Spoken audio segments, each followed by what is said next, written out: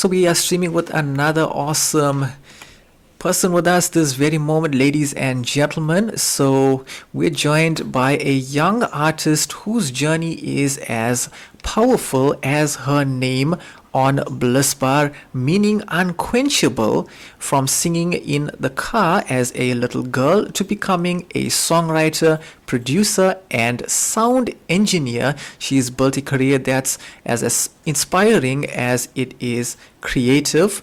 Her music fuses faith, philosophy, and self discovery, and her brand new single, Deep Paradox, is already sparking deep conversations. So let's welcome the one and only Onblusbaar. Welcome to South Coast Radio. How are you doing? Good morning, Ryan. It's so good to join you here. Awesome, and it's awesome having you with us as well Onblusbaar. Welcome once Thank again to you. the show. So let's start at the beginning. You've said music has always been a huge part of your life. What are some of your earliest memories from singing and discovering your love for music? Yeah, so I think since I was a very small girl, like music has always been around. So I wouldn't say any of us were like necessarily musically inclined, but like music was always playing and we were always like singing along, like all these silly children songs or like silly Afrikaans songs that we knew, and like all these, like Jan de Vet and like all these Yeah. stuff, like we were listening to that, and like old songs. And we would always sing along, like in the car. I would always remember like me and my mom, my grandma. So that was always like, I always associated music with something like that bring people together, like people can relate to or laugh and like have fun, like, the Yeah. joy of music. And then as I got a bit older, I always saw in school how the choir was singing, and it was just like so beautiful to me. And so I discovered sort of like another part of music. And like every year I tried to join, like from school, I always tried to join the choir. Yeah. Until this day, I never got in there. Wow. And so I always also like they had like this thing called Music Kids, and so they would like introduce us to different songs and stuff like that. And one day I saw they brought like a keyboard, Mhm. and it was the first time I saw a keyboard, and that was just like, it amazed me so much because they were like changing the settings, and then it would sound like this instrument, and then it would sound like that instrument, Yes, yes. and then it would sound like birds and stuff. It was just like amazing to me. So I was like, I want to play keyboard, but then that didn't happen. And yeah, long story short, when I was 9 years old, I started listening to rap music, hip hop music, and that just like also changed the perspective. So I think that music played such a like, such a like variety, and but it's always been such a like integral part of my life, definitely. Okay, so as you were saying, at just 9 years old, your mom also gave you an album by L27, and that seems to have been a turning point. What was it about their music that spoke to you? So I feel like I just mentioned, Yeah. I grew up like, I would say the area, like it's a small town. I'm like Afrikaans girl, the music that we were listening to, I would say it was quite like conservative. So you would have, and it's actually very polarizing. So, and I think a lot of people find themselves in the situation still, where when you listen to like gospel music, it's sort of like, it sounds a certain way. And then when you listen to almost like secular music, it sounds a certain way, and Yeah. it would generally have more like beats, and it Yes. would be more like fun and more enjoyable. And that's kind of where I found myself. So what LZ7 did to me, like what struck me the most about that album, was the fact that they had these amazing beats. Like it was just like, you want to dance to this, you want to sing along to this. But with that, like they tied together this powerful message that you still was able to like hear and take in through this music that people would generally not consider like gospel or Christian music. And that's something that definitely stuck with me as well. And also later during your teenage years, you began writing your own lyrics as a way of expressing your experiences. How did faith and hip hop come together for you during that time? Okay, so this is actually, I feel like that ties so nicely with what I just said. So Yeah. because the people generally, when you say like rap, they would like frown a bit upon that because they're like rap. Like, you know, people have this perspective about rap music and hip hop music. And I'm also guilty of that because before I also thought like, I was like, your rap music is like this and that.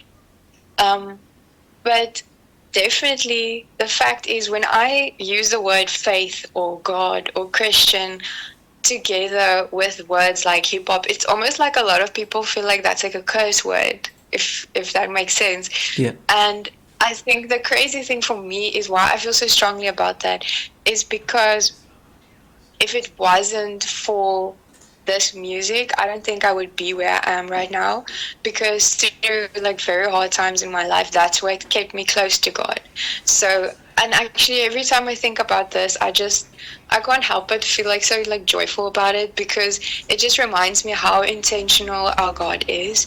Because if I look back at the time when I actually started listening to the music, literally right after that, my life was just like spiraling out of hand.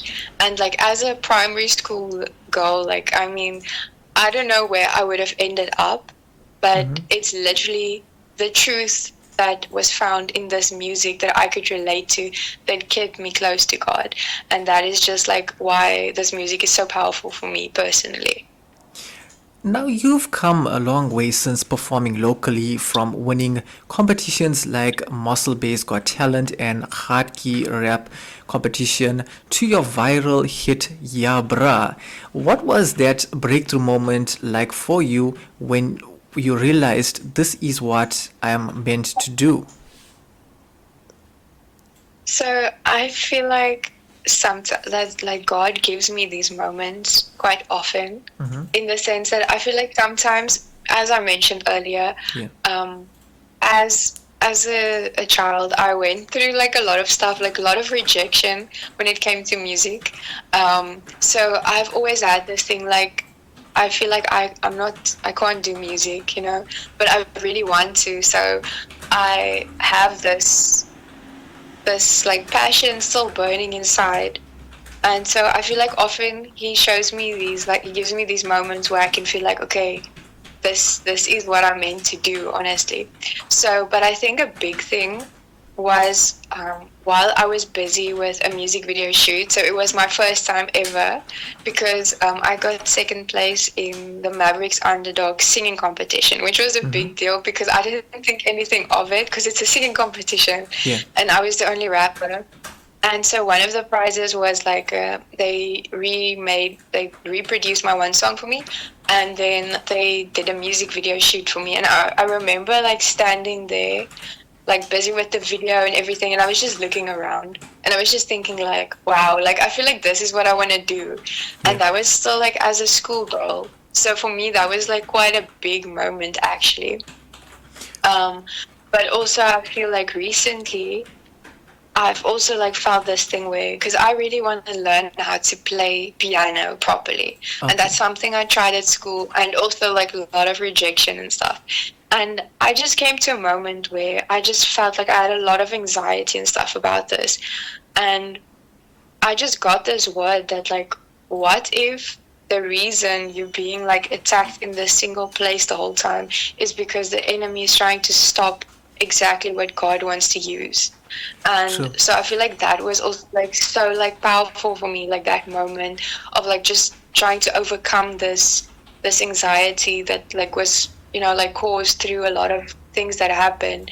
And that was definitely a moment for me, like, this is what I'm supposed to do, like I have to do this. Yeah. That's really awesome.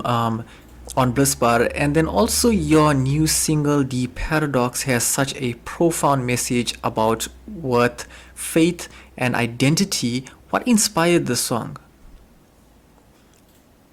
Yeah, so I feel like that comes back to the hip hop background because like hip hop is a lot like inspired by societal problems or observations that people make, and that's exactly what this was. So I like it came over like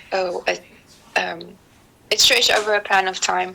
So I was like noticing things, I was observing things, and then these things sort of connected. So firstly, I saw, for example, you get people that allow other people to treat them in a certain way. Like that's not the way like it's supposed to happen. Like say you're in a relationship and Yeah. this guy is like treating you really badly and you're just like, no, it's fine. It's fine. It's fine. And like at some point it's not fine. Like why are you allowing this? And then also if you think about, for example, you get an idea. I noticed this about myself. Like I would get an idea. I would be like, wow, that would be like an awesome thing to do, like one day. And then like maybe later because I'm not like skilled enough now or like I'm not, but at the end of the day, when is one day? Yeah. And then I was thinking about all of this, like how does these things relate? Like why is that? Why are we allowing people to treat us in a certain way? Why are we saying no? Like I can't do this yet? Because the thing is, we all know that like God, you won't necessarily be qualified for something, but by doing it, that's how you become qualified, for example. Yeah. So all of those things, I was like wrestling with this, like what does this have in common with each other? And then I realized, you know what, we don't know our worth. Yeah. Like we are selling ourselves short. So we are thinking like, no, I'm not worth more. So you can like treat me like this because I don't deserve more. I'm not gonna like go for that venture because I can't do that. I'm not worth enough. And so that's when the song started, because now it is starting with this girl that's like locked in the safe and like trying to get out. And it's like we are putting away pieces of ourselves because we go through experiences and we like hiding it from the world. But then we get to this first paradox because I'm asking the question basically, like, if you have something valuable, would you rather put this thing on display for the world to see, but you have the risk of someone stealing it or someone damaging it? Or would you rather put it away in the safe, but now, so it's safe now, but now no one ever sees it. So now it's kind of like, what's the point of that thing? Yeah. So when we go through this journey of the paradox, we realize like that is our worth because God created us fearfully and wonderfully. But so our worth is already inside of us, but we like hiding that. And now when the only way to get that out again is to find our worth in God. So when we allow the light of the world, which is God, to shine through us, almost like those like prisms that you shine the white light on, and then it disperses into the different colors, which is like the colors of the rainbow. So if we allow God, which is the light, to shine through us, then our worth can shine into the world, and then we can actually serve the world with these like talents and everything that God created within us that we can now share with the world. Because light on a hill wasn't meant to be hidden. Yeah. And we are choosing to hide this. So the song is just about, like finding your worth in God, because at the end of the day, it's not us that are so cool. It's not me. I'm not the light. I'm just a reflection, basically. So, yeah. And just as you were speaking now, and I was looking at the next question, which says, Ons vind ons kleur in die wit van die lig, are so poetic and symbolic. Can you tell us more about what this line means to you? Yes, so that specific line, I feel like is a good summary for the whole song, Yeah. because it's saying like we find our color in the white of the light. Light, yes. So it's again talking about this like prism that the light is shining through, and then like it disperses into these different colors, and that is what happens when we find our worth in God, because again it's not about us, it's about him. So when we get to that point, we will realize like we shouldn't be arrogant, but we can be confident in God, because you can't allow someone to just like treat you like this or that, because you're not, I don't know, in Afrikaans we say like is a vloerlap nie. Like you're not like a floor cloth, like that people use to clean the floor with. Like that's not us. Yeah. It doesn't mean we should be arrogant and rude and stuff like that. True. But yeah, I just feel like this whole metaphor and imagery of the light and the locks and the safe, it actually like sums everything up so nicely. And it actually, I feel like God took me on a journey through this whole song, where I was able to learn the actual meaning of the song through making the song. So I feel like it wasn't me, like I was just like, I was learning also. That's really awesome, Onblusbaar. And also, so your music is an instrument in God's hands, right? Which you say, and that's such a beautiful statement. How does your faith guide your creative process and your life as an artist? That's so beautiful, yours. So for me personally, I believe that we are only the creations of the creator of the universe. And when we go back to Genesis and we see that like God created the world, and you see like it was good to him, and we see and we like read the Bible, then we see like what is the reason for our existence, what is our purpose, and our purpose is basically to bring him joy and pleasure. So, and like whatever we do, whether you eat or drink, we should do it to the glory of God. So none of us are perfect, obviously, but for me, I personally want to do everything to the glory of God. And so I don't want to do something that I shouldn't be doing. So for me, when I sit to like write, like I feel like prayer, like when you are small, you learn kind of, like to go on your knees and pray, and then you say amen. And I thought like a lot about it. But I feel like prayer is more like a constant conversation, because if God is with you the whole time, then like it's like I don't want to say goodbye. Yeah. If that makes sense. So for me, throughout the entire process, it's not something that like I put like a start and a stop to. Throughout the entire process, like I try to make it like a huge prayer thing, like where God is part of this. Like I want to be like the instrument that God is just using. Like he should be playing an instrument, like I'm playing the piano, he should be playing the instrument, which is me, because it's not about us, it's just about the glory of God. Amen.